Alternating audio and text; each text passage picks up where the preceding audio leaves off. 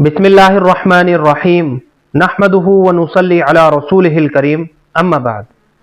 मोहतरम नाज़रीन इकराम, एक साहिबा है हुमा अंजुम, इनकी जानिब से एक कमेंट है, हुमा नाम कैसा है और इसके माना क्या है।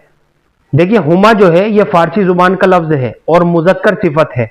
फिरोजुल लुगात के अंदर आपको इस नाम की पूरी मालूमात हासिल हो जाएगी। हुमा जो है ये एक परिंदे का नाम है जिसके बारे में ये ख्याल किया जाता है और ये बातें इस परिंदे के बारे में बहुत ज़्यादा मशहूर है कि हुमा नाम का परिंदा जिस इंसान के सर के ऊपर से गुजर जाता है वो इंसान बादशाह हो जाता है, यानी बहुत मालदार हो जाता है, दौलत वाला हो जाता है। तो ये एक ख्याली परिंदे का नाम है। तो ये सब बातें जो है ना इसके बारे में मशहूर है कि हुमा जो है हुमा नाम का एक परिंदा है। इसके अलावा अगर अरबी कवायद के एतबार से हुमा लफ्ज़ को हम देखते हैं तो हुमा के माना आते हैं वो दोनों।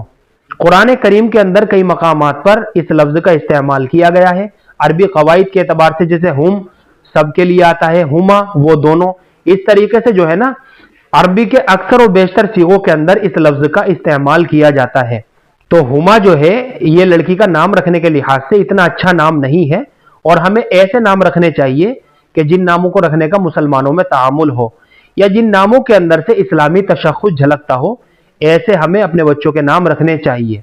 क्योंकि जैसा नाम होता है बच्चे के ऊपर उसका वैसा ही असर होता है। अच्छा नाम होता है तो उसका अच्छा असर होता है और बुरा नाम होता है तो उसका बुरा असर होता है।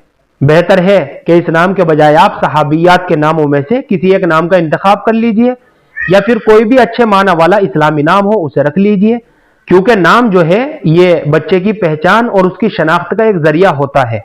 मुझे उम्मीद है कि आप सभी हजरात को अच्छी तरह समझ में आ गया होगा। अल्लाह हम सबको सुन्नत व शरीयत पर पाबंद फरमाए। फ़क़त वल्लाहु आलम।